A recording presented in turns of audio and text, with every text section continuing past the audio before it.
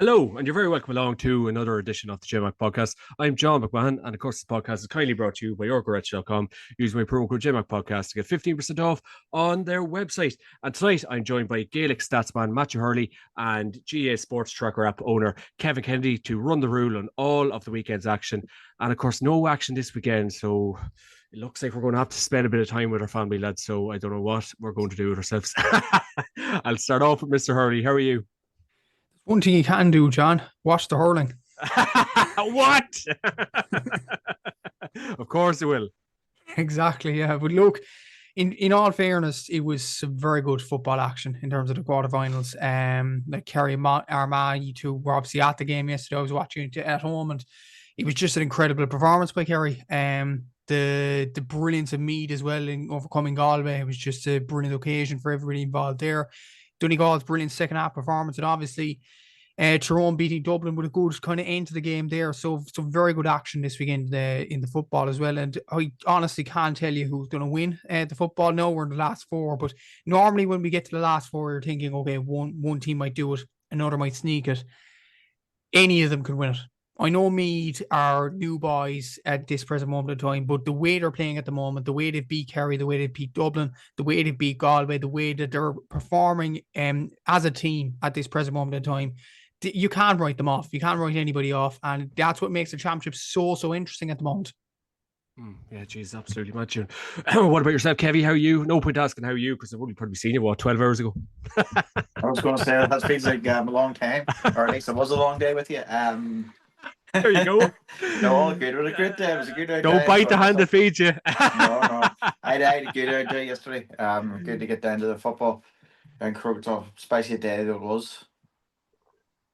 Some performance. Yeah, it was two great games without a shadow of a doubt, and really look forward to chatting about the game tonight, lads. And that is what it's all about. I suppose a bit of housekeeping to take care of before we crack right into the action, lads. The managerial merry-go-round, and there has been a few bit of coming and going in recent days, lads, and a lot to kind of chew the fat on. And obviously, Kevin McStay has departed the scene in Mayo. Davy Burke has departed the scene in Roscommon. Tony McEntee has departed the scene in Sligo. And Andy McEntee has departed the scene in Antrim. So lots of coming and going, lads. And I suppose there's only one place to start. It's Kevin McStay and Mayo, lads. And that statement that was released last week that went down like a complete lead balloon. Mayo GA has released a statement confirming that Kevin McStay and his management team have been relieved from the roles. McStay was appointed Mayo manager in August 2022, but stepped back from the position for the immediate future last month due to personal health issues. On Wednesday evening, a statement from Mayo GA said, a Costa Bonashtucht meeting of Mayo GA was held in Hastings Insurance McHale Park this evening, Wednesday the 25th of June. At this meeting, a decision was made to relieve Kevin McStay and his management team from the roles with the Mayo senior football team with immediate effect. We would sincerely like to thank Kevin and his management team for their time, effort, and commitment to the Mayo senior football team during their tenure. Their dedication to the players in the jersey has been greatly appreciated by all involved with Mayo GA. We wish Kevin and his management team every success in the future, both on and off the field. An update future regarding the management team of the future senior football team will be provided in due course. Up the walls with health issues and wasn't fit to come back and manage the Mayo lads after the Cavan game, Kev Kennedy, and he's been relieved of his duties. There's better ways to go about business, and that is not one of them. Horrendous. Probably old news now, but just absolutely shocking, especially everything that's going on with Mayo. Her performances and on the pitch and then off the pitch, the whole rigmarole about the RT investigator, or not the RT investigation, the meeting about the money and then the boys in the shed, and Jesus Christ, come out and just say, look, I spoke to Kevin, he's not fit to do it, this is the best interest of Mayo, blah blah blah. Really thank him for all his hard work. Even if you don't fucking mean it, just put it out there and pretend you do. Jesus, it was the most uncompassionate statement that could have been released. Yeah, Matthew Hurley. He deserved much better. Okay. Yeah, Matthew. What do you think of Matthew? Look, the things that Mayo were saying at the end, best luck in the future. We appreciate everything Kevin McStay has done. Doesn't seem that way. I will say, first of all, was it probably time for a change in Mayo in terms of management? Probably was, considering the way they have performed this year. But there was a way of getting rid of the manager in a respectful way. In like when you consider what Kevin McStay has done with Mayo, he got them to a league final this year when no one expected it. Got them to a few Connacht finals as well, won the league title in 2023, beat Kerry and Killarney. At that point, we were thinking Mayo were absolutely flying. And before I would say, after the Kerry game and before the Cork game in the group stage of 2023, people were talking about Mayo as genuine All-Ireland contenders. And that was a testament to McStay and how he was getting the team to perform. And Mayo just kind of forget all that by relieving them of their duties. And that would be bad enough in kind of normal circumstances. But to do it when he was in ill health towards the end of the championship, it's disgraceful from a Mayo point of view. It probably sums up where Mayo are at this present moment in time as well. I know there's underage at the moment, and they did well in the minor, reaching the All-Ireland semi-final this year, but that's probably gone out the window in terms of the respect for the management. I know there's probably other candidates in Mayo, and in terms of that kind of standpoint, they won't worry with the likes of Austin O'Malley and Andy Moore and etc. But there is a way to get rid of your management team, and that certainly wasn't the way to do it. It just questions the probably amateurism in Gaelic games as well. Like Tipper Hurling did this a few years ago with Cullen Bonner sacking him after a year. I know Liam Cahill has done a good job with Tip, but then again, that wasn't respectful for a guy who's put in long hours for Tip Hurling. And the same with Kevin McStay with Mayo football. He's been a player for Mayo football. He has loved the county through and through. He's put 3 years of heart and soul into Mayo GA, and that's the thanks he gets. It's not great at all. It's not a good look in Mayo GA, and it probably caps off a horrendous season for the Connacht side. Yeah, and I really do think after Cavan bet them in the All-Ireland series, he must have went through, and I know just time, and I'd say he got a lot of flack, and there probably was a lot of personal abuse, and we don't condone any of that, and you wouldn't like to think it has that knock-on effect that it's affecting your personal life, but obviously potentially might have got to him. But it's a sad way to finish up with the Mayo lads, and as you said, Matthew, it's probably a bad way to end a bad season. And then Kevin Kennedy, obviously Andy McEntee, has finished up with the Antrim senior footballers after 3 years in charge. It's hard to know, bittersweet, progress made. How would you surmise everything?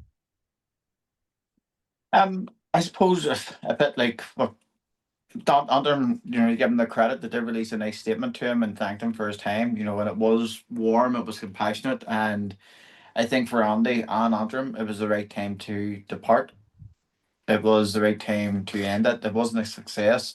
And the thing about Andy is that Andy's like, any time I spoke to him, which was regular, he's a lovely fellow. Like, he would have give you time. He would have jumped on different things up in here. He went to different schools even recently, so he was well invested in Antrim football. But yeah, I think that he could have done much better by making changes very early on in his campaign. And ultimately he didn't get the best players playing for him throughout his time here. But whoever comes in next has a hard job on their hand as well. There is decent enough potential within teams within Antrim to get out of Division 4 and push for a Tailteann Cup. That still remains, but they're so far off it at the minute. I don't know who's the right man to come in and fix it. Tony McEntee, but he might be on his way to Mayo. Yeah, they heard to talk about that earlier on. And then obviously with Davy Burke leaving Roscommon, Matthew, it's a really interesting one. And obviously another 3-year stint with Roscommon. And we always talk with Roscommon and maybe great underachievers. And obviously Davy Burke has stepped aside. What was your initial thoughts? I wasn't shocked, to be honest, John. He was obviously at their last game against Cork in Portlaoise, and I just wasn't really getting the vibe that Davy Burke was going to stay on as Roscommon manager. As soon as the result came in, as soon as Cork kicked the ball out of play, I knew that's it, surely, with Davy Burke, because Roscommon, probably the fans anyway, weren't happy with the style of football they were playing. First of all, keep ball, and it was a sign for Roscommon doing the same thing over and over again. The saying with his insanity, like Roscommon kept keeping the ball, and it just wasn't working at all. There's an argument that they have gone backwards under David Burke, at least with Anthony Cunningham. They won kind of titles. They got to All-Ireland quarterfinals. They were there kind of regularly, and they were competing. But with Davy, they were kind of stagnant in many ways. They got relegated last year, and even in Division 2, they were very, very unconvincing. Like a few results go awry, and Roscommon could have easily ended up not getting promoted. Like, you look at the draw against Westmeath was very, very poor. The loss against Meath as well, the loss against your boys Cavan. Like, I think that was the catalyst for it. For Davy Burke, when you look at it, like their form since March, the start of March, they only won 2 games, and that was against Cork. Well, that was a kind of a freak result, and then the London game was obvious. Really, they were going to win that game in any case. So it was bad form for Roscommon. So I wasn't surprised that Davy stepped away, and it is going to be interesting to see who actually steps in for Davy Burke as new Roscommon manager. Now, there is plenty of candidates. Obviously, the Roscommon Club Championship is a good product there. But yeah, it should be very interesting. But I wasn't shocked that Davy stepped away. And it'll be interesting now with Enda Smith. I've seen him on RT during the weekend. Will he call it a day too? Like, the thing is, like, a lot of players, like, once they go into, well, not every player, obviously, but some, when they actually do a bit of media work, that might be signaling the end, maybe. So, But I don't know. yeah, like, and obviously, Kev, we've probably seen like a lot of kind of players and maybe ex-players in Croke Park yesterday. It just seems to be more enjoyable and easier. Like, it just, I don't know. Obviously, you're getting your few bob or whatever, and so on and so forth. Like, but I think if you can get regular work at it, it just looks like it's. I know you don't always take the easy option out, but like, would it be hard to blame Enda Smith, Kevin? Just on mute. Just on mute, mate. Sorry, apologies. I thought that he said that was him finished. That him and a few other lads had sort of got together at the start of the year and says, we'll give it one last hurrah and go for it. I thought he says that off the ball. Could be wrong, but yeah, I think he's finished. I think he's retiring now. Oh, God. I'm not sure about it being the easier stuff. I don't think you've seen Conor Glass on with RT. I don't think Conor Glass will be jumping off to retire from Derry. I just think once you get to a certain age, you're up to that sort of task. You want to go down that route, you're there. Speaking of ex-players, who has seen Neil McGee yesterday? Jesus Christ, tonight that fella's like an absolute bull. He doesn't look that big on Twitter. Anybody give him a bit of weapons Twitter, watch yourself. He's an absolute tank. He's an animal. I think I call him McFadden as well. Yeah, we were. Colin McFadden walking about like he was an American dad on a summer camp, just with a shorts, t-shirt, baseball cap on. He didn't give a pair in order. Peter Canavan as well, Paul Flynn. We were in with there's some big shots as well. They all knew us anyway, thank God. Tony McEntee got from Sligo, Kev. There was respect there. I think even when he left, there was that kind of mutual respect, and it was just probably time for a change. And obviously, Aaron Kernan was in with him this year too, but on Tony goes. Yeah, I think they probably expected more out of this year. They obviously had a poor enough start to the year. Tony came out and said, like, the team itself thinks they're better than this, and we think they're better than this. And then they did turn the season around a bit. I'm not sure in terms of Arm what he'll do next, but did he have a desired impact as a coach? So we were playing against Antrim, and it was certainly Arm was on the line, and Tony was up in the stand. It was standing beside him. He was making the calls from up in there. But yeah, I don't know what happens with Sligo next. They've obviously got decent underage structures in there. They've recently won a couple of the Connacht under-20s and stuff like that. So whoever goes in has a very good foundation, a very good basis. We've seen it with Louth. Mickey Hartman in there brought them up to a level, and then Jared Brennan obviously came in once the foundations were there and kicked them on again. I can't see Sligo going anywhere apart from up. I think that Tony McEntee's problem as far as he can, and whoever comes in there next can now focus on the next stage of their development. Last but not least, obviously, Desi Farrell on Saturday evening had stepped away from the Dublin senior football team as well. And yeah, like, in fairness, he really kind of got into it. And we'd never really seen Desi Farrell get so emotional during an interview. And he was basically saying he coached them lads since they were maybe under 13. And he's 40 years involvement with the Dublin GAA setup as a whole. So he absolutely owes nothing. Won 2 All-Irelands as a manager, numerous Leinster titles. Desi Farrell, very, very good innings with the Dublin lads. And it probably was time to go, Matthew. It probably was, to be fair. And what I will say about Desi Farrell, like, I did come across him in the press conference area after the Cork and Dublin game. And what I will say about Desi, which many people might not know about him, he's a gentleman. genuinely, he would acknowledge it, and he would do that in the tunnel in fairness. And he seemed to be a respectful figure in Dublin GA, no doubt about it. Like, you look at the way he managed the underage in Dublin over the last few seasons. He won 2 All-Irelands. That even Aaron, our good friend Aaron Prendergast, actually said in an X during the weekend that 2023 was probably the best All-Irelands win that he experienced, because of the way they brought the band back together and they got one last hurrah out of this team. And Desi owes nothing, as you say, to the job whatsoever, and he put his heart and soul into it. It was a hard job to replace Jim Gavin as boss. Jim Gavin, probably one of the most memorable Gaelic Games managers in history. So Desi deserves a lot of credit for getting Dublin as far as he can, really. But a few things the former players said over the weekend. Paul Flynn said on RT that we probably wouldn't respect Desi as much until, like, he's gone, until next year. Like, he's just a brilliant figure among Dublin GA. And Paddy Andrews made a very interesting point on GA Plus afterwards, said just after the news was broke, that Dublin are in a bit of transition now, and this will accelerate it even more. So it's going to be very, very interesting to see how Dublin go next year. Like, Cluxon's probably going to be out the door as well next season. Will a few other players leave? I'm not sure. Even with the hurling on the rise in Dublin, will Con jump ship? Will Owen O'Donnell jump ship? It's going to be very, very interesting over the next few years with Dublin. To see who sticks around and who doesn't. So, but in terms of getting a manager in, Dublin are well able to, entice people to come into the job. Hello, Ger Brennan.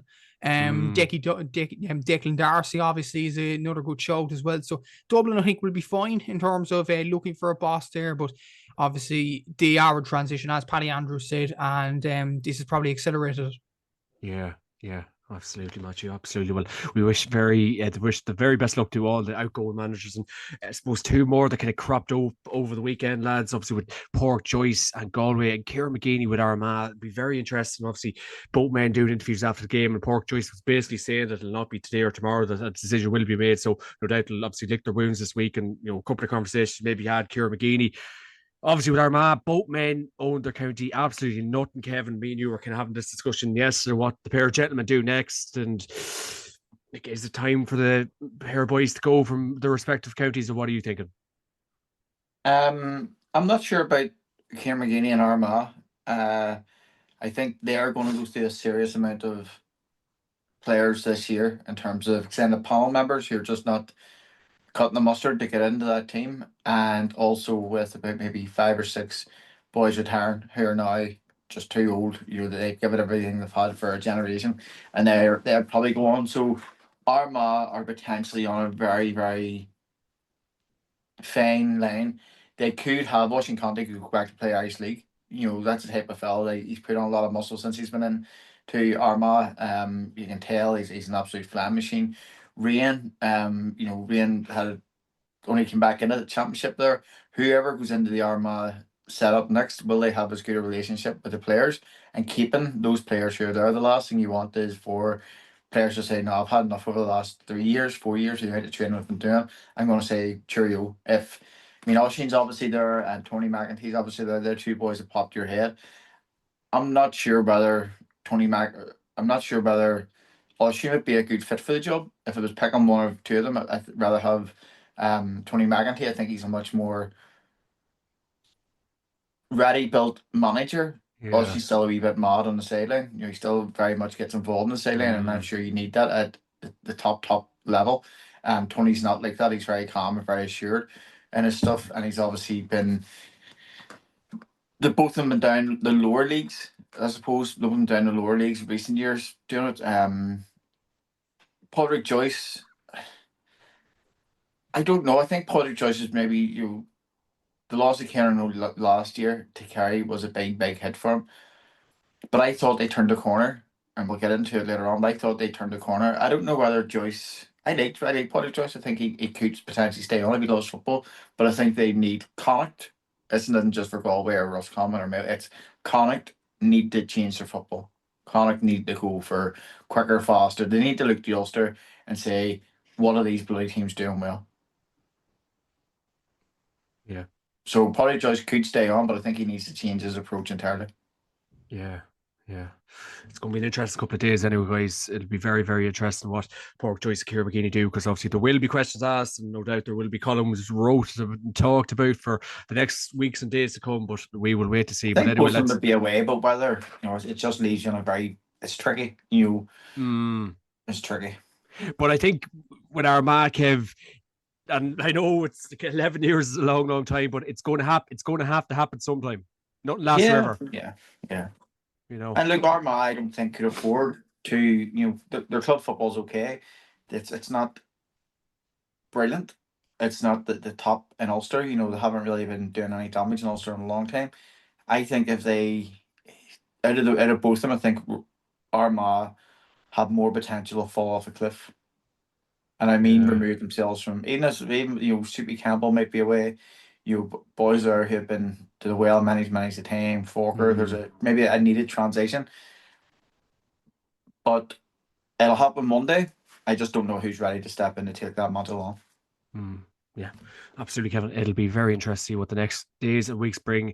The managerial merry-go-round is heating up anyway, lads. That's all I do know. And we are looking forward to seeing what is going to happen in the next couple of weeks. Make no doubt about it. And then, lads, we will crack straight into the action that took place over the weekend on Saturday, the 28th of June, in the All-Ireland Senior Football Championship quarterfinals. It was Monaghan against Donegal. It was Monaghan 120, Donegal 126 in Croke Park. Very good win here for Donegal, Kevin.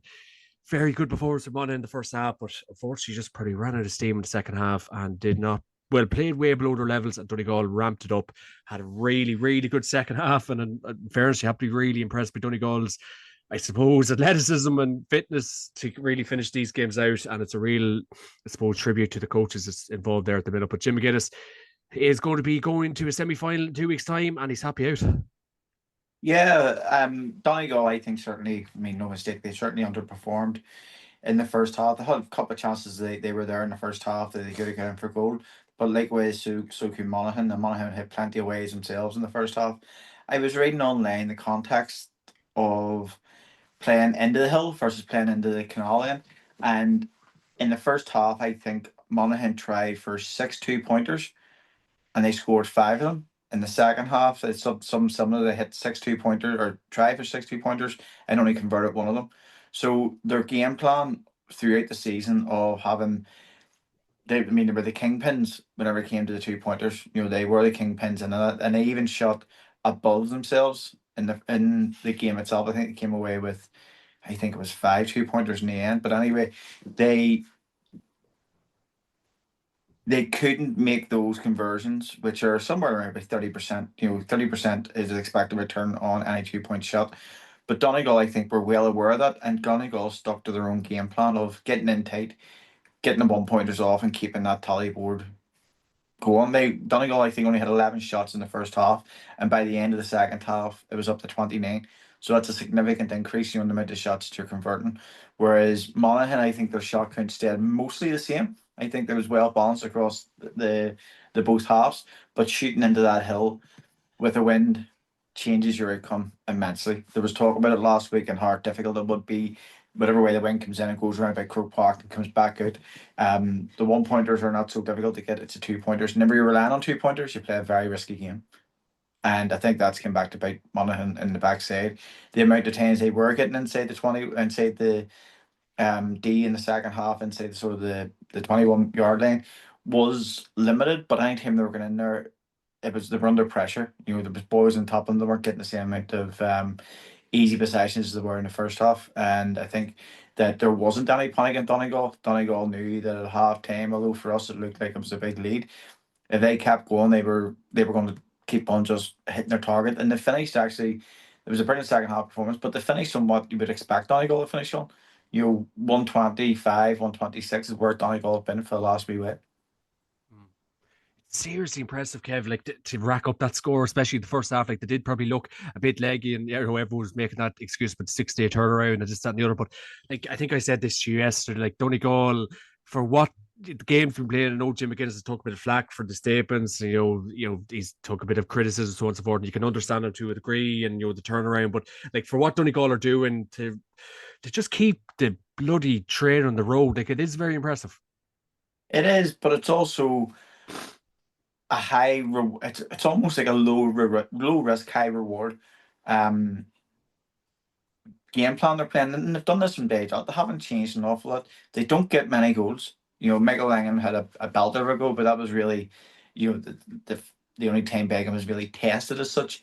But they don't get many goals. You don't expect Donegal to hit 3 goals in a game. Uh, they don't get an awful lot of 2 pointers, but what they do is keep that scoreboard ticking. Their phases of play are very, very quick. To get 18 shots off in one half of football is above their sort of normal. Usually they're in around about the 15 mark, the 16 mark. But they turned that around the second half, and they were able to go from 11 up to 18, which is a massive return. And Monaghan, unfortunately, have been playing Division Two football teams, and with a great respect to Division Two football teams, there's a step up to it whenever it comes to meeting a team in Division One. And Armagh or Donegal at the minute are sticking to what they know. They haven't altered the game an awful lot, and that is very dangerous for any team, because until we know the best way up the mountain, i.e., how we're going to get to Sam, some teams rely on goals. Monaghan, for example, have been overplaying their 2 pointers with great reward until now. But one day we'll find out what the greatest efficiency for that is. Even whenever it came to Donegal's 2 pointers they hit, they were almost on the 40-meter arc. They were almost on that lane, whereas Monaghan's were another 5 or 6 yards out, which every couple of yards you take, that's decreasing your conversion rate. It's decreasing your chances of conversion. So they were just highly effective in their efficiency in the protecting the second half. It was just keep the scoreboard ticking over, and then whenever they did pull away, 6 points is probably an awful lot whenever you consider the halftime result. But Monaghan kicked themselves out of it by sticking to what they knew. They maybe should have tried just for a few 1 pointers just to keep the clock ticking at certain times. And there was not a huge difference. I looked at it the other day. There's not a huge difference between their total scores in the Ulster Championship and yesterday. I think it was 21 scores to 24 scores or something like that. Something, it was something like or was it even as high as that? Maybe it was 19 scores to 23 scores. But the difference between them was 6 and 6, and that's what it came down to in the Ulster Championship. I'm not talking about their tally, just the total score count. Yeah, absolutely. Well, look, I think it was a very good year for Monaghan. Now it had to be said, and Gabriel Bannigan can toast to great success because he had a very good year with them, and a first year is not so bad. Him and Andy Bourne can definitely be very happy with the year Monaghan had. And then the other quarter final on Saturday, lads, it was Tyrone against Dublin. It was Tyrone 23 points, Dublin 16 points in Croke Park. Well, Matthew, not a game for the ages, and it really looks like that Dublin team is just getting worse and worse as the year goes on. And obviously, Conor Callan coming on, and it was just too little, too late. He tried his best, but it just did not work. Obviously with Tyrone getting through, and to a semi-final against Kerry, you give them every chance in the world with their record against Kerry, but not a game for the ages. Unfortunately, Matthew, we probably built it up, and we were definitely let down. Yeah, probably so. Like, even look at the shooting accuracies there. Like, when you consider Donegal at 77%, Kerry had 75%, Meath and Galway were pretty high up the 60s as well. These two teams here, Tyrone 56%, Dublin 45%. That was the worst probably by a country mile over the weekend. And what I will say, Tyrone, both sides were shooting badly, but Tyrone managed that bad kind of streak of shooting better than Dublin did, because whatever score they got, they were going to get 2 pointers. Dublin, it didn't look like they had a chance at hell of getting 2 pointers. And I think I did a stat over the weekend. I just looked at this. Out of all the 16 teams in the All Ireland Championship, on average 2 pointers. Mayo have the worst, obviously. Who was the second worst? Dublin. Mm-hmm. Dublin just can't get 2 pointers to save their lives. I know they got one against Cork last week, but Cork were very, very disappointing in terms of not getting 2 pointers and not being brave enough in taking on 2 pointers, because Dublin were there for the taking it. Obviously, I think John Cleary and his team would have a lot of regrets, because that Dublin team, I think, were beatable really last weekend. 110%. But like, I was able, like, watching the game live, like, God, it's incredible, lads. And I know nothing lasts forever, but it's incredible how much they've came back to the pack now, and they're just so beatable. And they just, like, you don't have Jack McCarthy running up the line, you don't have the fear of Paul Mannion, you don't have, like, it's incredible how much they've fallen, I suppose, Matthew. Yeah, it is. And when you look at they brought on Con, genuinely, I was watching on GA Plus, but I thought he looked unfit. I But didn't he's look not fit. He's not one bit fit. like he looked like he was going on one leg, Well, he and was, yeah. that's the thing. Like Tyrone, we're saying, okay, I know we know Con's an absolutely brilliant footballer, but if he's injured, we're going to clean up here. And I think, look, Dublin were kind of desperate at that stage when you look at the players that, other than Con, to come on as well with the greatest. Like, I think Dublin's main performer, honestly, was Brian O'Leary, and he only scored 1 point before going into this game at the weekend. So, like, he was their most threatening forward. Cormac Costello didn't have his best game. Padder Coffey-Byrne was getting, ball around the middle. He was gathering possession.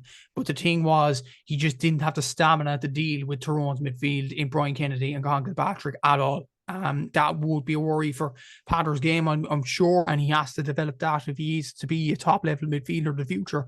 What I will say, Niall Scully performed well at some stages. You got a few assists here and there, so did Kieran Kilkenny, but they were just well off at some stages. And when you look at it towards the end of the game, when both sides were performing particularly badly, who wanted it more? It looked like Tyrone, without a shadow of a doubt. When you look at the But players, just about like the quality of the game, Matthew, like it just about looked like Tyrone wanted it more. Like it was a really disappointing game, lads. it was. And when you look at the exuberant players that Tyrone brought on, I know Con came on for Dublin looking unfit, but you look at Rory Canavan coming on, Owen McElhone.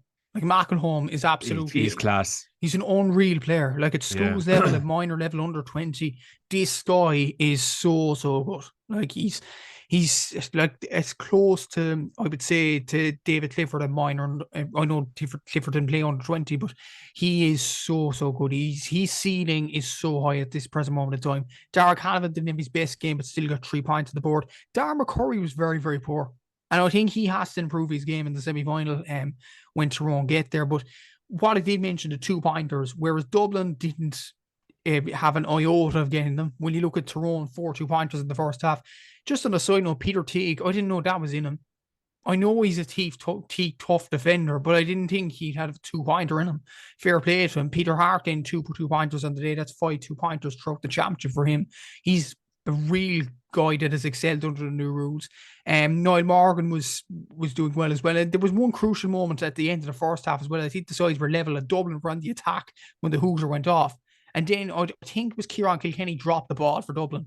And Tyrone broke fast and got a score right at the stroke of halftime. And you were thinking, that's a crucial moment here. Yeah. Dublin needed to go into halftime dressing room in front, but it was Tyrone, and they took that momentum into the second half, and they got over the line as well. One more credit on Tyrone, actually. Their defence, in many ways, Dublin didn't threaten the goal either, but that's a credit to Tyrone, because Tyrone have only conceded 2 goals in the championship. A penalty from Ryan O'Donoghue against Mayo, and a goal which was avoidable from Darren McHale against Mayo as well when the ball dropped into the square. Tyrone don't normally concede goals. And when you look at the other, I know we might talk about the semi-finals in a bit, but like that Kerry Tyrone game is so interesting in so many ways, and including the way that Kerry go for goals so often with David Clifford and Paul Gainey if he plays, Sean O'Shea, whereas Tyrone are very resilient in their defence in not conceding goals. So it's going to be very interesting to see that kind of element in the semi-final too. Yeah, absolutely. I suppose last kind of points on this game, Kev, like obviously it was disappointing. Tyrone glad to get over, like quarterfinals are for winning. All these games are just for winning, get over the line, get the job done. But like the will need to prove for the Kerry game, as Matthew has rightly said, like it'll be a completely different beast. But very let down with Dublin. But maybe this is just what we have to expect with Dublin from here on in. Yeah, I don't think I think letdown's probably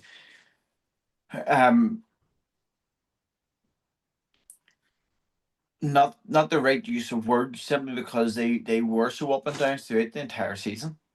You know, even look at their performance against Armagh, they completely dominated a lot of that game, but their wide count was 17 at the end of that game. You know, so they're not the consistency that they had under Jim Gavin for so long. You know, with that good that consistent level isn't there, and we'll talk about it when we come into the Meath game. Consistency gets you through. Tyrone aren't flying. They're not doing brilliantly, I don't think, in my opinion. But remember, they won in All Ireland at one stage for not playing particularly well football. Yeah, so true, yeah, Tyrone can still grind out results and performances whenever they're not there. They're not playing at their top.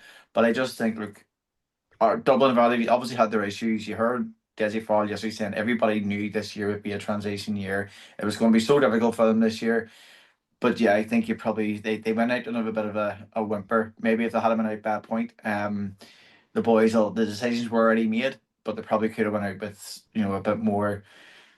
I'm sure we give it a good roll. They'll be very disappointed in how their season ended, and for a lot of them lads, they'll be disappointed how sort of that game came about because they were schooled in the last way that they were put to the sword, and they just I hate to say it, but I didn't like seeing what will be a brilliant player in McElhone taking on and going past Kieran Kilkenny with such ease in the last. He just let Kieran Kilkenny stand for dead. And Yeah. that sort of changing of the guard. Mm. Yeah, I'm not sure. But the inconsistencies were there, and if you expected a brilliant Dublin performance, you were probably not being consistent in your own thoughts yourself.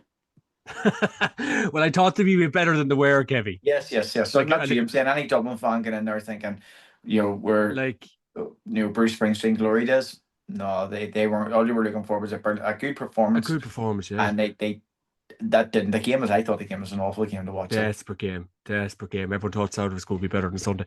Kieran Kilkenny has been there the last 12 years. Are we looking at a potential retirement?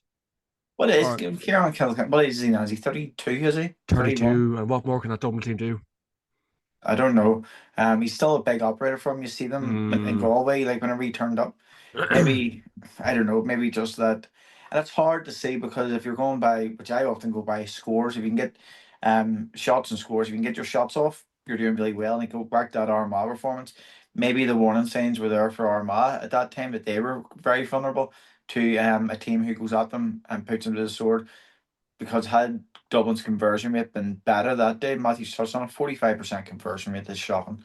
One half of football, you could probably get away with it, but not across, 70 minutes of football. You don't get away with those types of stats. And the thing is, they haven't been consistent in hitting those. If you're going to be consistent, you need to have, that 60% needs to be in your mind the whole time. 60, 60, 60. And that's why Donegal are a great threat because Donegal know that they go in and they'll keep their shot count high. They might get it up to 85% conversion, but whenever they're in tight, they'll keep their numbers up high. And so long as they're getting maybe 35 to 40 shots off with 60%, they know that they'll be in that game towards the end.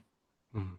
Yeah, absolutely, Kevin. Well, look, it just seems to be the end of, well, probably the end of road for that Dublin team a long, long time now. But on Saturday, it really just drove home at that point. And we will move on to yesterday's action, lads. In the All Ireland Senior Football Championship quarterfinals, it was Armagh against Kerry. It was Armagh 121, Kerry 32 points. Well, Kevin, what did you make of it? I suppose I was talking to you after the game anyway, talking throughout. It was an interesting game. It was an interesting Armagh performance, one we probably didn't expect. Kerry was all set up for Kerry win, really, wasn't it? With all the talk during the week and this, that, and the other, and being writ off. And I had to love Jack O'Connor after the game. I don't agree with him a lot of the time, but he said after the game that what has other people done for their GA teams? Like has other people volunteered? And, instead of criticizing all the time, get the hands dirty and put in a bit of work yourself. And I had to love them. I suppose get kind of talk with Jack O'Connor. And fairness, he is right across the board. People are easy to throw mud and they don't like it being thrown back at them. But anyway, Kevin, your thoughts on this game? I obviously enjoy the game. I was wearing a Kerry top and I was clapping the Armagh scores in the first half. And you happened to pull me on it. Let's say McKeevers don't have a place in Belfast. No, I look at the first half. I thought it was an enjoyable first half. I thought that for the majority of the first half, Kerry were the better team, but our Armagh had more than enough opportunities. There was a couple of times even Brian Creedy found himself at the edge of the square, and that wasn't like okay, we'll hold on to this and just put a big man in. They were dragging the Kerry the full back line out, and that created a lot of space in behind for Creedy to go into, but they wouldn't feed the ball into it for whatever reason. Oisin Connaughton I thought was brilliant in the first half. He looked really dangerous. I think that if he's going to do anything over the offseason, just go away and work on your left foot. We had the confidence a bit more on his left foot. He would be he'd be up there considering the same class as David Clifford. Like the amount he's an engine room for him, he's their playmaker. Everything that was good about Armagh in the first half went through Oisin. Rian in particular in the first half, he got on a good bit of ball, but Kerry didn't have a man marker on him. Like they didn't say and I noticed this, they kept rotating. It was almost like last man back, pick up rain, and in that sort of way, they between that full back thing, uh was it Dylan was marking him. There was Paul Murphy was marking him. Morley was, there's just different players that picked him up at different times, and maybe you wouldn't have seen that on camera, but they definitely didn't have a man marker for him in the first half. It was whoever was left back, just pick him up there and you stay with him. That shows me a great confidence in Kerry's players to, like, say we'll work on our own game here and we'll not worry too much about Armagh. The half time went in, they came back out, and all of a sudden they're 5 points ahead with only a few minutes on the board, and you're thinking, Jesus, Kerry have needed a lot the answer here. But then Oisin get taken out of the game in a way. The thing, the ball stopped going to him. Rain, seeing it ourselves, Rain was standing up outside the lower Hogan at one stage with his hands on his hips, and the ball, it was during that purple patch for Kerry, the ball wasn't getting anywhere near him, and I think he was wanting to get out and go and win the ball. But it was almost like, no, we're playing you up in there. I just think it failed playing him in full forward yesterday. Yeah, him and Donaghy had a pop at each other. It was evident, like he was doing this, Donaghy was like, it was clearly there was a miscommunication somewhere there. I don't know why. It's almost like they curtailed only Rain's. Armagh done Kerry's work for him by curtailing Rain to stay in the full forward line. Maybe come out whenever the ball was up in there, but like you remember last year, Rain picked the ball up off the line. He catched it above David Clifford, and he caught it above Blaine Hughes' head. He wasn't in that same role yesterday, and I think particularly during the Kerry dominance of the Armagh kickout, that's where you need Rain. Rain will go up there and field the ball. He'll go up there and pull the ball out of the sky, and all what it took was one of those to change that tide, just to say, look, get the ball up and now we can ham Kerry in here. But I think that was the biggest mistake for Armagh's perspective yesterday. I think they should have had Rain number 11 and Oisin out on there as well. But if worst case scenario, just let him run wherever he wants to. He can make things tick for you. The fella's a football IQ on him like nobody. He's ability, he's a strength, he's a size. No matter if you picked up up in cornerback, I would expect him to get it up the full length of the pitch, carrying it without much ease or without much difficulty. So yeah, I think. But the thing is, whenever you look down at scores and everything, 121's a decent scoreline. And the total scores they've been hitting over the sort of last 4 games, they're marginally down on it. It's only down by like 7%, 8%. They're consistent in that.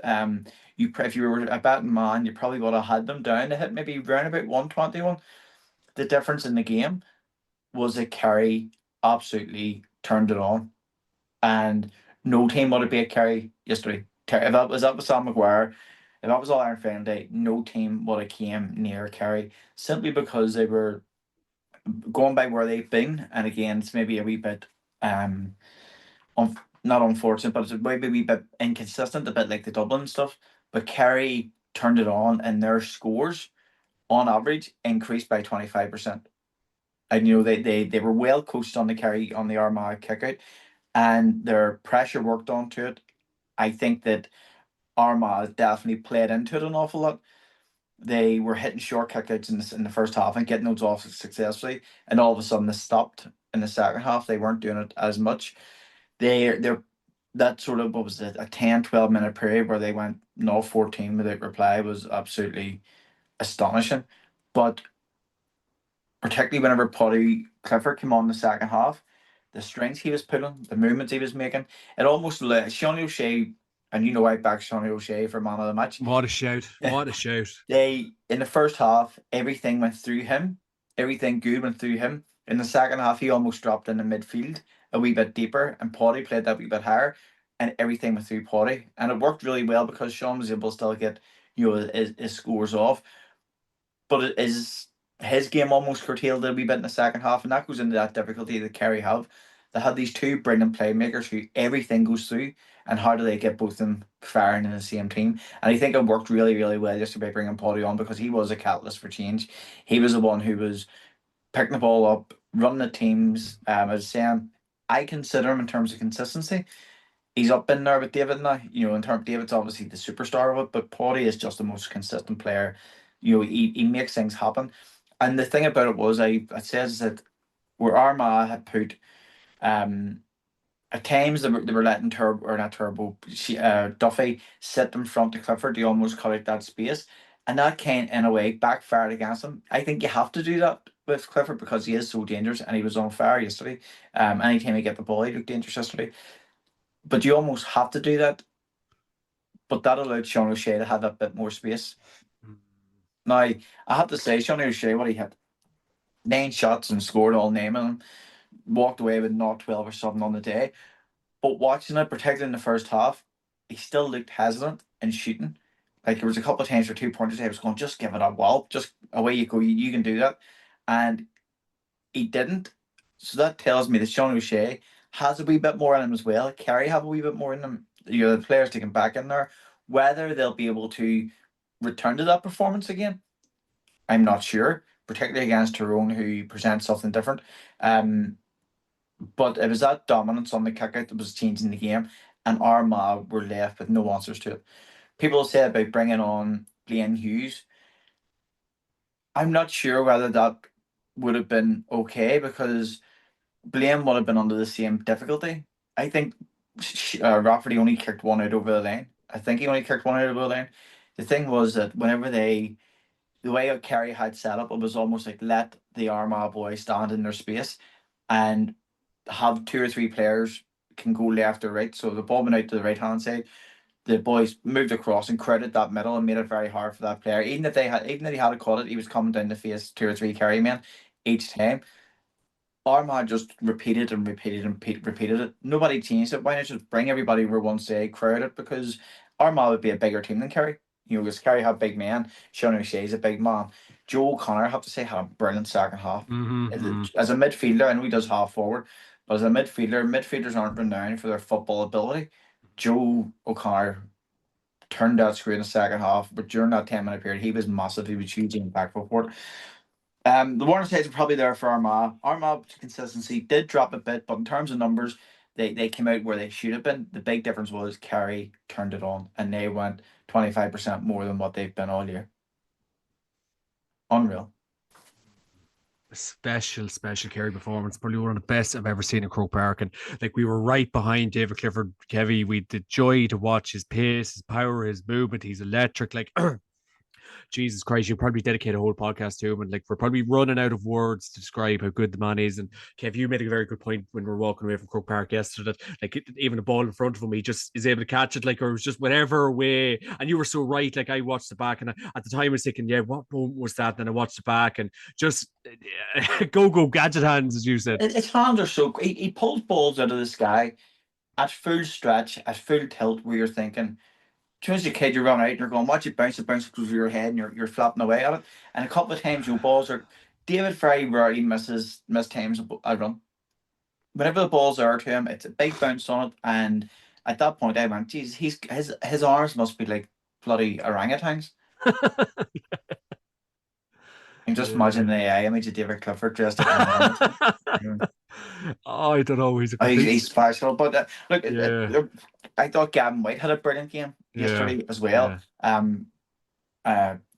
Michael Burns. We're forgetting about him. Oh, I had a brilliant game. He came on. Wasn't even Mark O'Shea, who hasn't played a lot of football. Started yesterday, and he had a solid game. He's another big lad. Michael Burns come on. It was almost like he put the nail into the coffin with his 2 scores. Almost like, Jesus, they're not meant to have a bench here. No, carry on.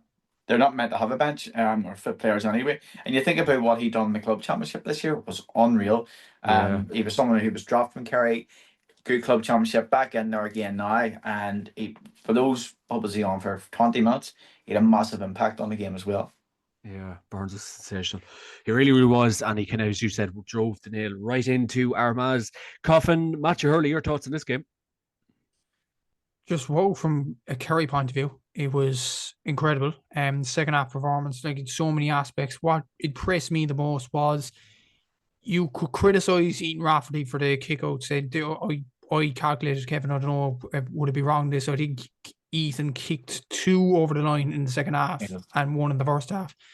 But that is down to the pressure of Kerry. And when you look at stats there, like 13 kickouts lost for Armagh, Kerry got 12 scores off that, 3 2-pointers and 9 1-pointers, 15 points. That's devastating work. They were just lethal throughout the whole half. And Kevin made a very, very good point about Kerry interchanging in the defence, and there wasn't a particular man marker. It was kind of the same I noticed around midfield as well. Like, it was kind of different guys at different times claiming the ball. It wasn't just Joe O'Connor or Sean O'Brien around the middle of the park, like any normal team. It was Graham O'Sullivan. It was Evan Looney, even when he came on. Paddy Clifford caught a ball. Mark O'Shea did very well, I have to say, coming into the fray. Micheál Burns caught a few after coming onto the pitch as well. Like, there was all sorts of players from Kerry, and did the old ball in the second half was Paul Murphy when the game was really over from an Armagh and Kerry point of view. But Clifford and O'Shea are just absolutely unreal. Like Kevin mentioned there as well, 100% accuracy from O'Shea, 12 points. Like, when he's in his pomp, especially in Croke Park, this guy is so good.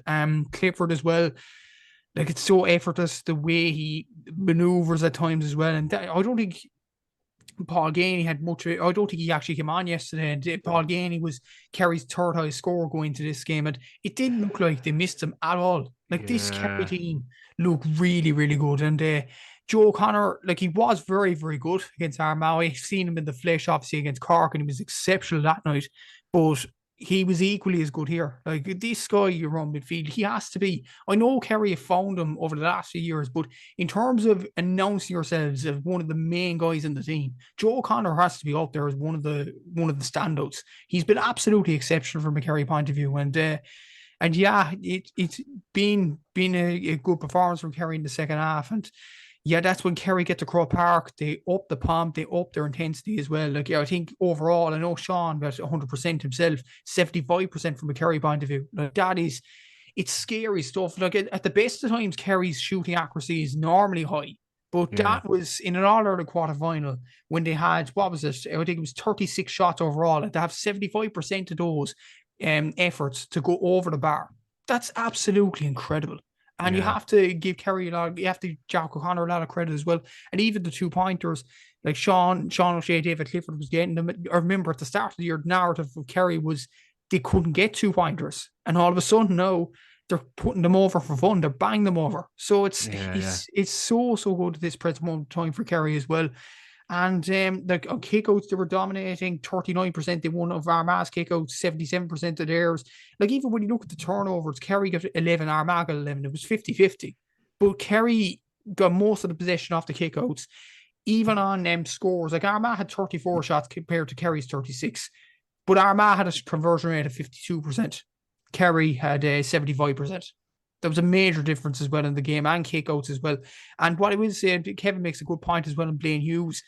I remember down in Austin Park in the league, he was really struggling on kickouts as well. So I don't think he would have kind of held things coming onto the pitch either. So it was just a bad day at the office from an Armagh point of view. But look, I think they're a decent team. I think they'll go again. It was just a bad day at the office for them. And you have to take into account they were coming up against a Kerry team that were seriously on their bomb yesterday. I don't think it'll take an excellent performance to beat a Kerry team at their pomp, what they were yesterday. And it's going to be very difficult to see how. I know Tyrone are capable of it, but it's going to be very difficult to see how Tyrone counteract it, especially the Kerry kick out, and in terms of their shooters and Clifford and O'Shea, how they counteract that. It's going to be very fascinating. But what a performance. You have to hold your hands up and say, what a showing from this Kerry team. What a poor show from Armagh. Just we know, like, we're now 5 months down the line with these new rules, and it's been well documented. Whoever dominates the kickout dominates the game, or at least that spell of the game. And for Armagh, on your own kickout, especially if it's a contested kickout and you're winning 50%, that's okay. That's borderline. Anything more than that is a bonus. But when are teams gonna do something different? Surely now that is where the essence of the game evolves around, of the win or the losing a game, call what you want. But if you're being completely dominated on your kickout, why do you still do the same thing? Why a team? Because Armagh didn't try to change it up yesterday. Surely you would be planning to say, okay, if that gets down, and it hasn't done enough. Like, even with no teams really this year have I seen a real creativeness to it or an ingenuity to it, whereby maybe they're bringing everybody in the left corner back and leaving a lot of space and just pumping it out for maybe David Clifford or something to run out and break the whatever it is. It was just, right, we'll go back into your positions and we'll try and win this next ball. If you're going for a 50-50 ball, you've only a 50% chance of winning it. And it's even harder to win your own kick out than it is, because just the way the ball's coming, you're trying to catch it. Someone else can come in and break it. It's easier to break. All that jazz goes with it. One hand breakdowns, the lot. But teams need to cop on that the winning and losing of the games now are through the dominance of kickouts, and they need to try something different for it. They did do it all right in the first half, but as Shane Ryan found out, it comes with risks.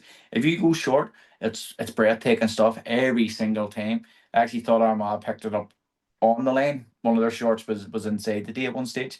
But every time it goes short, it is nail biting stuff. It's a high risk game, but there hasn't been a huge amount of creativity to say, okay, let's do something different. Let's bring it a wee bit shorter and go over the top. And that's what Kerry had to be worried about whenever it comes to Niall Morgan. Niall Morgan could put that ball right over the halfway line, right over the 60-yard line, wherever it might be. He could be the person who does that. And that's where the difference will be whenever it comes to Tyrone. If Tyrone if Kerry do get a purple patch again, what are Tyrone going to do differently that Armagh didn't? One thing I noticed from the interviews as well, lads, like there must be some wrote off company that is paying these Kerry lads. If Sean O'Shea or Jack O'Connor was to say we were wrote off during the week, they must be getting paid for it. They had to be, Matthew. Yeah, they have to be. And what did put a smile on my face, John? I know you don't like. You'd be surprised to hear that I'm happy of a Kerry win, but I am happy in this instance because they pulled Joe Bradley's pants down once again. So, that guy's seriously getting a humbling this year. Look, it's almost like he's trying to stay relevant, Matthew. Oh my God. Jesus Christ, yeah, he is. Yeah, yeah. It's unreal at this point. But what it it's kind of like a sad end to his career now, isn't it? Like, he'd had that purple patch. It's like a team playing well. It's like the Dubs, and now Joe Brody, he's just irrelevant now, really, isn't he? Yeah, just spurting out some random crap, really. But look, that's Joe Brody. That's what he says. He probably should be ignored, but the reality is he won't be, because he has a platform. That's the truth of it. But what I will say about Jack's quotes after the game, I listened to them as well, and I don't normally agree with Jack O'Connor and what he's saying, but he's bang on there. Yeah, absolutely bang on. Paddy O'Shea, the great Paddy O'Shea, did say it. Like, if like the Kerry fans and Kerry media, they're like hounds. Like, if things go wrong, the players are gonna get the brunt of it. But I think they shut the likes of Brody and a lot of the media, they're the whole media as well, up yesterday. And not just Brody, Darrell O'Shea for his comments over the last few weeks as well.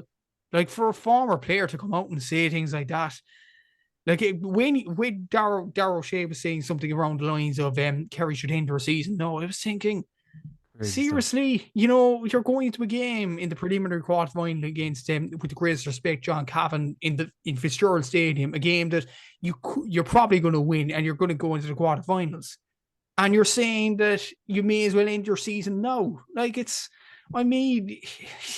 probably just, it's fuel. It's just to get them going. That's all that is. It has to be. It is, yeah, and it's just, I don't know, like, it's like, even, but it's not even Darrell O'Shea writing this, lads. Like, there's not a chance Darrell O'Shea. It's journalists and someone's doing the work for him. There's not a chance Darrell O'Shea is writing any. Like, they're getting sound bites from him. That's it. There's not a hope any of these boys are writing this shit. That's it. And to be fair, I will say last week his brother Tomas and RT, after the prelim quarterfinals ended, he kept his mouth right shut. And that was actually wise from his point of view, because Jackie Hurley did kind of goad him trying to be into an answer. And he was saying that will Kerry beat Armagh, and he was saying, look, it's another game. Like, I think Tomas is the most pragmatic of the three of them. Yeah. And to be fair, that's not a bad thing either. Mark's not too bad, but yeah. Kev, what do you think? There was an article up in the Irish News. I speak with Cara O'Kane saying David Clifford, he just doesn't do it whenever it gets to Croke Park, basically. And it was from plays, had 30 shots and he's only had 10 scores. Now that's obviously selective data, because he's obviously got freezer, how many, and he did quote it. He says, he's probably double marked. He gets hounded every time he gets the ball. He gets jersey pulled off him. The amount of frees he wins for himself, and then confirmed. But haven't taken any of that into consideration. I going like, Jesus Christ. I mean, you can't pick and choose what you want here. David Clifford, I remember watching the 2023 final, and David Clifford it wasn't his day, but the amount of ball that he won Oh, was unreal. He obviously didn't have the shooting boots on that day, but if there's one person, Ireland, who gets absolutely targeted for every single game now, and rightly so because he's amazing, is David Clifford. yeah, You know, because he's the best. Like he he's is out the there to best. be. He's the best. Like I like Sean O'Shea better than like David Clifford. Okay. And the only reason for that is simply because I love watching the amount of work that Sean O'Shea. Sean O'Shea never looks fit to me. He always looks like he's laboured. And Rico Kelly had said just too, that he thought that what do you call him, Paulie Clifford or David Clifford always looks unfit. I don't know what it is. I said to him, they're always puffing, like they're always doing this sort of. But if you remember, Tommy Walsh, whenever he came back from Tommy Walsh burst onto the scene, went to Australia, came back and couldn't get a nailed down position in the Kerry team. He spoke to a breathing coach, and I was thinking about this today riding up the road. He spoke to a breathing coach from America, and literally he couldn't get his fitness levels any higher than what he was. And the fitness coach or the breathing coach says to him, "Stop breathing through your nose, breathe through your mouth, breathe in through your mouth and out through your mouth." And if you think about it, No, you I'm just breathe. laughing at the idea of a breeding coach. It just, I Well, just can't go that along. he does credit that with getting him into the starting in the Kerry team and nailed Could be a down job for me position. and you, Kevin. Well, do you know what I'm laughing at? Is that Conor Mader now has the wee nose bands out that you put them on, they open up your right, you want to make your nose or your nasal cavity bigger. You have a fucking mouth there, breathe in and out through your mouth. Sorry for cursing, but like I mean, it's like Oh, emptying a water bottle with or emptying a power hose and trying to fill it up with a bottle of water. You know, the in and out doesn't measure. If you breathe in now, you're only filling up the top of your throat basically. If you breathe into your nose, that is. If you breathe into your lungs, you're using your diaphragm and everything to go in there. So I watched it just yesterday on the highlights to see the amount of Kerry players who actually breathe like that. And it does look like they're puncher, but I think it's actually part of their game. Shawnee O'Shea, to go back to the original point, Shawnee O'Shea does so much work on and off the ball and always has done. People have said he hasn't hit the heights this year. Go back and look at his scores. He's still hitting not 6, not 4. Some of them might be from frees, but whatever Shawnee O'Shea is a complete footballer, an yes, he absolute is. complete footballer. Could David defend as well as Shawnee? I don't think so. He could field the ball as good as him. He could play midfield. I don't think you'd get the turnovers that Shawnee O'Shea does. Shawnee O'Shea for me, and I never go to a Kerry game and don't back him for man of the match. I never don't do it. And he's always there. But had even 2023, had Kerry won that game, Sean O'Shea would have got man of the match for that too. He's never Yeah, far off it. yeah, yeah. I thought you were about to say he's better than Clifford. I think he's a more all round footballer. I just think David has, everybody loves David Clifford, he's a speed, he's a size, he's the engine, he's the feet, he's the hands, he's everything for it. Shawnee O'Shea wouldn't be as glamorous as him, he wouldn't be that go gadget arms. But to me, he's more of a rounded footballer. In fact, that he can defend, he can attack, win kickouts, he can do turnovers. And that's probably the difference. Just the turnovers. David obviously has the better feet. He's more pragmatic in his kicking. He's more exuberant in his kicking. I don't know. Maybe Matthew would be able to say whenever they were playing Cork in the first game this year, what he thinks he was or Shawnee whenever he's playing down in Munster, comparing to David or whatever it is, or does Kerry use him? I just think he does an awful lot of work you don't see on TV. It's not until Mm. you see it in real life. You go, where is he? And he's up and down that pitch like Yeah, a hundred bloody percent. gazelle. Yeah, unless if he's not scoring the 10 or 11 points, everyone just thinks, he was useless. He was no good. Like I think Somebody had that's a thing with me on Twitter last week saying Sonny says a good free taker, and I was going, you clearly haven't been to watch him in the flesh. Yes, he is a good free yeah, taker, but even whenever Kerry won the All Ireland, what was it, 22, 2021, 20, 23? 22. He set as that pivot and everything went through him. Johnny Murray made a good point earlier on as well, that they made a mistake of pushing him into full forward last year. And I think part of that was maybe to try and freshen up and give more of a target than just David. It was almost like that Chris Sutton, Henrik Larsson sort of thing, a big man in there Yeah, to take the ball away from the finisher or whatever.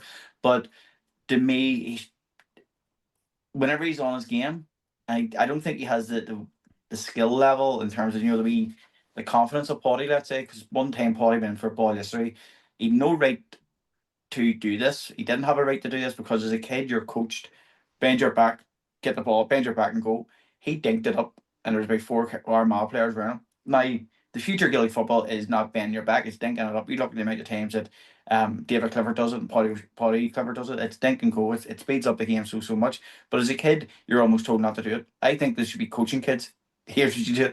Here's what you do. You know, but Shawnee's just an absolute workhorse. He goes to the well every single time, and he mightn't get. I think whenever David has a bad game, you're thinking, oh, he's double marking and get the shots off. Whenever Shawnee doesn't hit 0.5 or 0.6 plus, you're thinking, he had a bad game. But I just love him. I just love him as a footballer. I think he's an absolute superstar as a footballer. Yeah, he is class. And Kev, if we hung about a bit longer, we could have met David Clifford. So there you go. Regrets. I know ink left in my pen. I was saying that much ago. I would have been disappointed to meet him and not, give him my autograph. So Kev Kennedy from the tracker app. What? Where's that our show? He was criticizing me. Oh no, never was. Never criticized the Cliff. And a joke what I loved as well, lads. I don't know if you see the video. Pat the Bag actually. He brought Clifford's bag out, or he held Clifford's bag for him, like just little gestures like that make the Graham Gate or the game great. It was great to see Pat the Bag, such a nice wee gesture, and obviously Clifford has done sterling work for the Kerry lads without a shadow of a doubt. Last game of the weekend, lads. It was Meath against Galway. It was Meath 2-16, Galway 2-15 yesterday in Croke Park. Matthew, it's safe to say this was a 1-point hammering.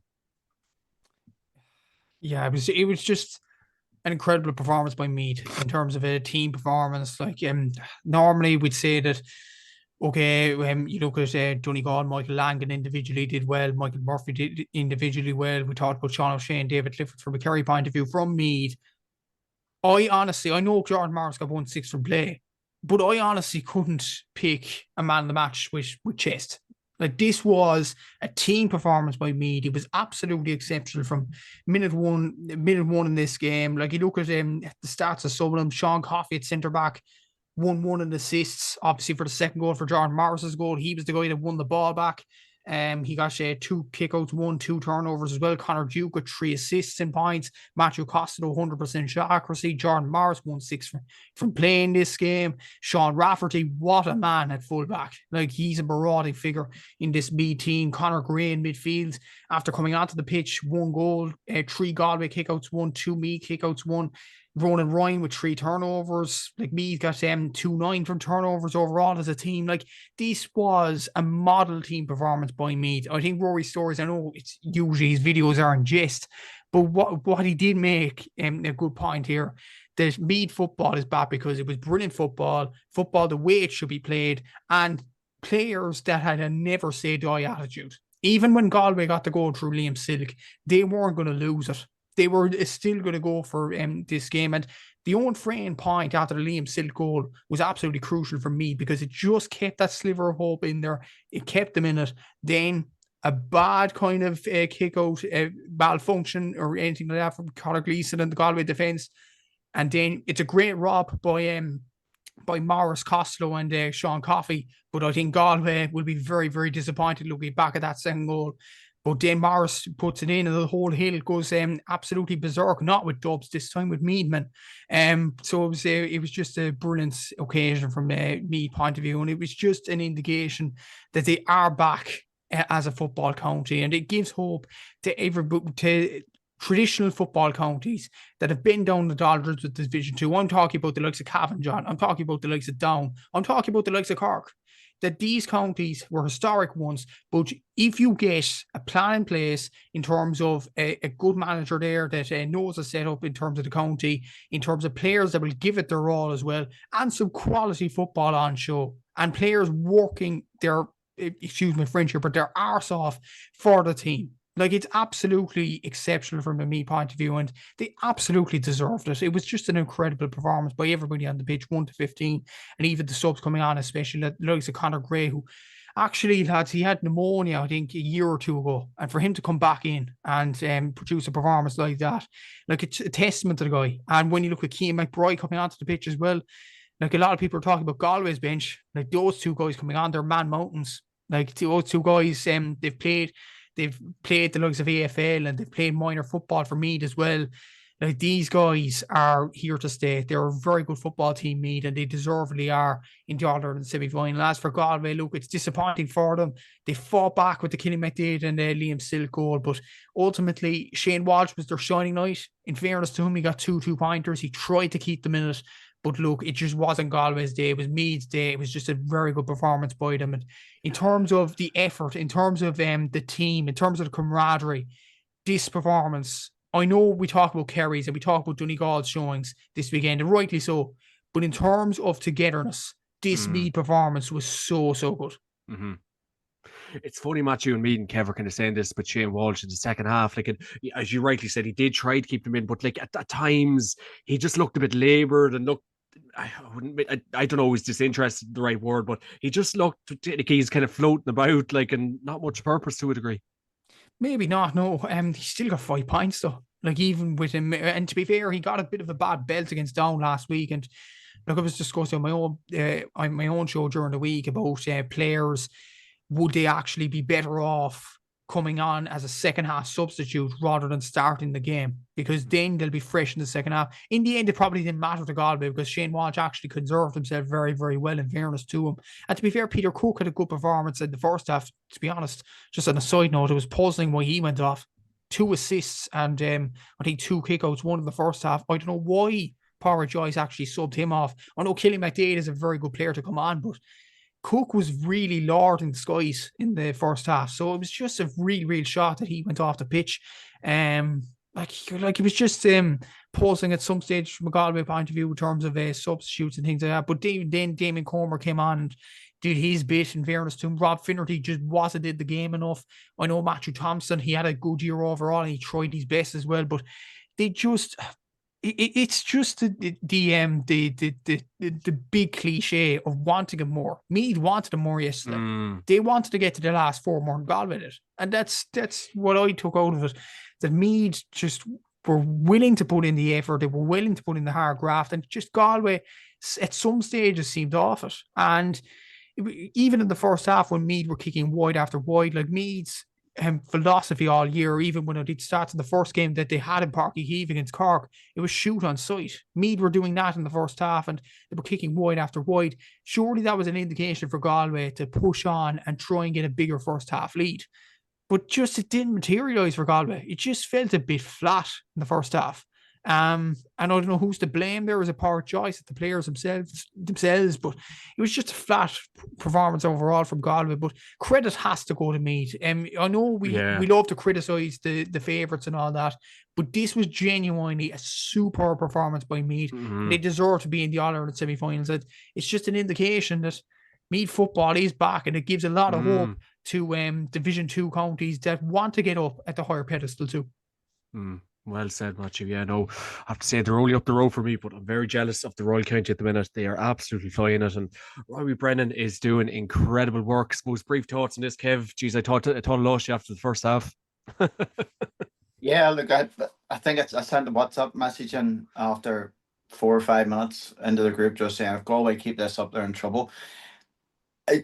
For me, I thought, the heart and everything was there, but if you take all the emotion out of it, and there has to be reasons, obviously, make it entertaining, make it joyful, and for me, fans and players, great day. Robbie Brennan, I think from the start of the league, I'm singing his praises that his team, Matthew says, shoot on sight down in Cork, the amount of wades that they were hitting, that didn't matter. He had a way he wanted to play football, and he stuck to that through it, and they got the rewards when they didn't allow in semi-final. But I think it was a consistent performance by Meath rather than an outstanding performance by Meath. I'd say on Saturday night that I expected them to hit 17 scores and come away with a tally at 21 points. They hit 18 scores and had 22 points. Their performance in terms of percentages increased by 8%, or their scores rather than the expected scores increased by 8%. Not really relevant. It's not a big standout stat that goes on with it. But Galway, I had the finish on around about 22 scores, hitting around about 28 points, and they dropped that by as much as 27%. This is just a standard Galway have been hitting over their last 4 games, but more so, particularly after the Derry game against Armagh, they were fast, effective, they were hitting shots, they were scoring. Down again, it didn't matter what they were conceding in a way, they were scoring up the other end of it. But what was very frustrating for me yesterday, start of the game, Shane Moss comes in, he lanes out a right half forward, and Peter Cook starts in full forward. And straight away I'm going, why, please don't play him out around about that arc.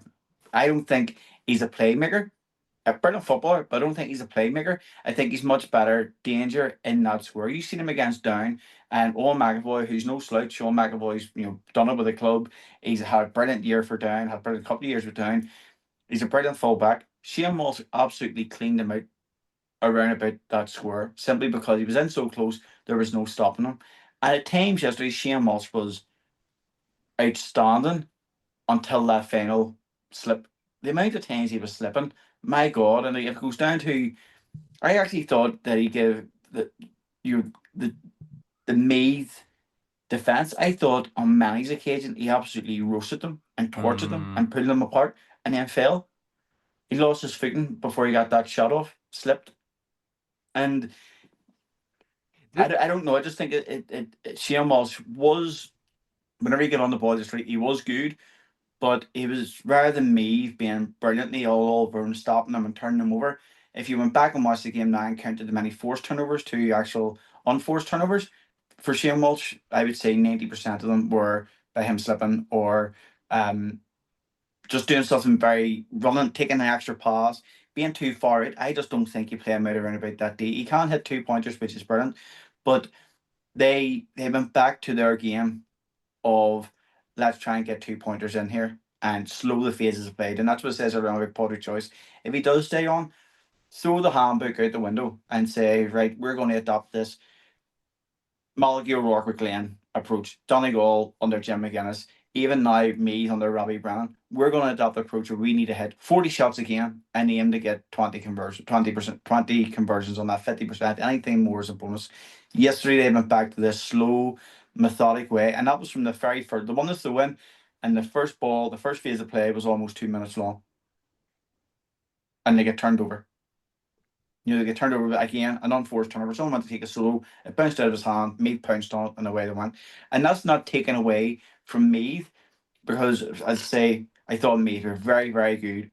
They're just so many good performers. They're a big, massive team, and they're finally getting to play enjoyable football. I'm not so sure if it's about that football has changed, therefore the traditional counties go back, because if you even go back to last year with O'Rourke, Colin O'Rourke was saying, we don't have the footballers to be able to play good football. What's changed in that year? They still had more or less the same panel. 2 years ago, almost to the same day, Meath beat Antrim by 2 points in the Tailteann Cup semi-final. And there's Meath into an All-Ireland semi-final. But so, like, it really does go to show what nonsense was Colin O'Rourke talking. Like, pure. It goes back to Matthew's point there. Football was badly created because of poor management and poor coaches. And Colin O'Rourke, brilliant footballer and all that jazz goes with it. Poor But coach. I don't even know whether it's a poor coach but the football wasn't, it was a copycat football. It was, we want to play expansive football, but we don't have the players to do it. So far, we have to copy everybody else. And that's in any game. That's any game it happens. Like, you look at even the Premier League, it's only look what's happening around about that high press it's going on, that actually Gaelic football has now got rid of. You look at that, like the teams who started doing that were your Man Cities. Now everybody's doing it, and Man City have almost moved away from it and going for a long ball. You innovators and coaches and managers who are constantly changing and adapting. And Jim McGuinness, to be fair to him, he did do it with Donegal in his first way in. Jim McGuinness didn't ruin football. Shit managers and shit coaches, especially at club level, did, because they were saying, oh, that's how they're winning, so we're going to do it to us as well. There's not enough managers. And then Jim McGuinness comes in last year and creates a new identity of attacking football, go in numbers, and your phases have to be a minute long, and you have to get a shot off. Get 40 shots off, and to say anything over 50% is a bonus. Like, Donegal haven't changed their football from last year. Michael Murphy's come back in to help them around about the middle, but they haven't changed their football from last year. And again, this is what teams will eventually cop on to do. It'll be, okay, they're all doing that, so we have to all do that. That's what wins games, and it'll take another one or two coaches out of a pot of 32 to change it up. There's always innovators, but they're always in the fine margins, the fine lines, and eventually it comes down. And we're just in a world of social media now. Now that speeds up. It used to be you had to watch it on the Sunday game to see or watch other teams doing it, and it took a way for that shit football to hit everybody, and it stuck around for far too long. But Molly O'Rourke done with Glenn. Jim McGuinness done on the county level last year by changing football to be more attacking, but he's laboured with this thing of we're a defensive team. They're anything far from him, and Robbie Brennan's followed in that footstep as well. I seen it with Kilmacud, and no doubt Robbie Brennan, whenever Glenn turned over Kilmacud, he looked at that year to say they were playing very fast and very aggressive football. We need to go to that too. And that's the approach he's taken to me this year. And it's been great to see. They were unlucky not to get promoted out of Division 2 up into Division 1. Hopefully, there's no guarantee they'll do that next year. Like, things aren't guaranteed to anybody in life. They could find themselves still in Division 2 next year. Cork might come up next year and say, right, we're going to change this up and we're going to be going for those 40 shots a game to try and get this is where football's going. The sooner teams catch on to the better. No, well said, Kevin. Well said. Well done to Meath. No doubt celebrations are ongoing up in the Royal County, and fair play to them. It was a fantastic, fantastic win. Well, lads, that was absolutely incredible. We have All Ireland football semi-finals. Look forward to not this weekend, but the following weekend. So really look forward to Donegal against Meath and Tyrone against Kerry. So really look forward to them games. Well, lads, thanks a million for joining me this week. And of course, this podcast is kindly brought to you by YourGoRich.com. Use the promo code GMAC Podcast to get 15% off on the website. Matthew Hurley, where can people find you? Yeah, everywhere, I suppose. YouTube, TikTok, Instagram, X. Thank you very much, Elon. Facebook. You love getting that rub in. Exactly. No, it's genuinely like my parents calling TG Carr Tina G.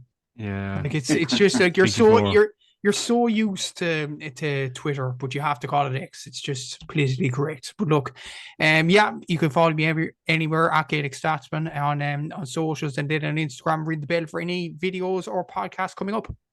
Absolutely, Mr. Kennedy. You can anywhere with Matthew, I comment under it. You can find me under it. Or Mars Brosnan. Brosnan. Do you know what? To be fair to him, Mars does an absolute unreal. He's putting the not just an opinion. That's why I think Matthew's touched on it before there. With these people, O'Shea and stuff, filling articles. If you can back up your bloody Joe Bradley never backs anything up. I'm sure if he goes in the court, he has to back things up. Whenever it comes to the evidence here, he doesn't back anything up with stats or anything up with, it's also all opinions. Mars goes above and beyond to try and understand the game. And to be fair to Cahir O'Kane, he's trying to do that with the Irish News. Now, the Irish News for a long time just turned into a piece of fucking shit. Journalists trying to push their opinions on to everybody else. But with both of them, they try to maybe bring it on to the next level. And Matthew and his pieces as well will use stats for it. And I think that the GAA are well behind whenever it comes to the quality of analysis that goes on. But again, going back to the innovator stuff, they will catch on to it. It will come about. And Mars does a great job. Yeah, top class, Mars Brosnan. He is top class. Last one, Kevin, before we jump, Shane Walsh, you'll have to buy a pair of football boots. He's not the only one. I put it up. Apparently it's common down there that the grass or whatever type of grass it's not, as opposed to is, it's very slippy. That wee bit of rain, it wasn't, I had my coat on, coat off. That wee bit of rain that was there, I don't know what it is in Croke Park, but it doesn't seem good. As I said to Bowie yesterday, Sam said there's nothing wrong with a good old heavy sand-based pitch. Grass or turf. Less flying up around you. Less problems. Matthew Hurley, Kevin Kennedy, thanks a million. Have a great week. Cheers, lads. Thanks so much.